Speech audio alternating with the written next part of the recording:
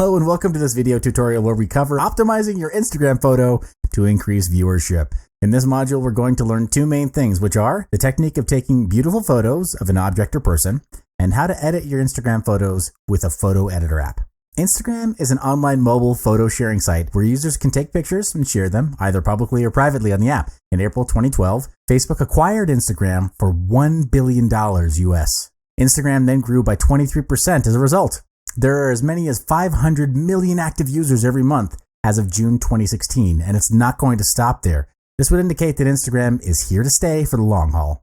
As Instagram is a photo-driven sharing app, the strategy here is to get as many views on your uploads as possible, and this is done primarily through optimizing your photo. Normal and bland photos do not quite do it these days because everyone is doing it and audiences get desensitized.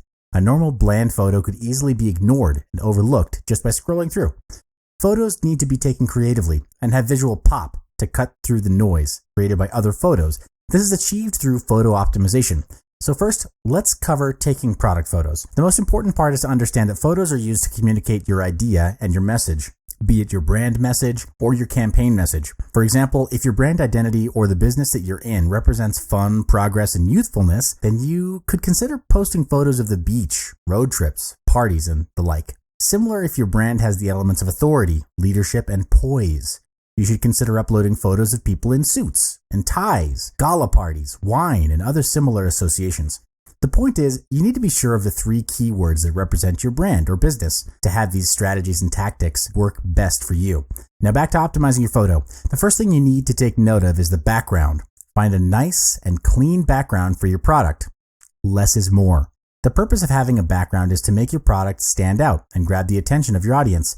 It's okay to have a clean and simple background because the spotlight is on your product. Also, you can consider having contrasting colors as your background. For example, your product is bright yellow in color. A plain black or white background would be the best choice. You don't want to bombard your audiences with too many colors on their Instagram feed. Next is the composition of your photo. A good composition makes a huge difference in your photos. The first thing to take note of is the, quote, breathing space of your photo. Imagine if you walk into a storeroom that's small in size and packed with stuff. You'll definitely feel cramped as there's very little space for you to move around. A composition in a photo works much the same way. Leave sufficient, quote, breathing space in your photo so that your viewers get the message immediately unless cramped up photos are intended and may be part of your brand's expression. The way you place your product is important too. There are two ways that you can consider. Organized or casual. In organized, place your products in the middle of the frame to make it the focus point. You may also consider placing your camera on top of your product to create a top overview. This is primarily used as a product profile shot. It's clean, neat, and has a simple background.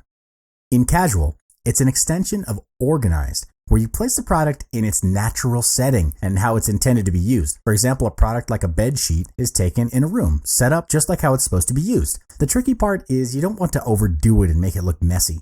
Different angles communicate a different feel in a product shot. High angle shots create a dynamic feel to a shot. Products that are tilted towards the camera create an inviting feeling, and products taken from above produces a modern and contemporary look.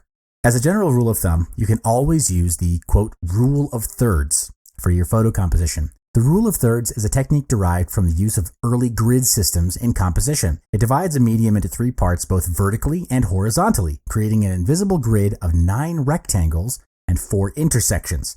The primary element within a design is then positioned on an intersection of the grid. Next up are photo editing apps that will help you with designing and editing your photos. VSCO or Visco is a favorite photo editing app. It contains hundreds of filters and settings that people are able to use to create a unique photo. There are 4 kinds of filters in Visco with different settings that will bring your photo to the next level.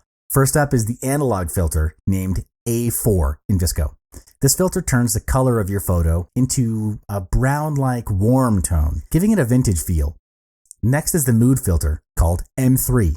This filter gives a hint of sepia tone to your photo and creates a nostalgic feel. It gives the illusion of your photos being captured from an old movie camera, and you can always adjust the setting to suit your objectives.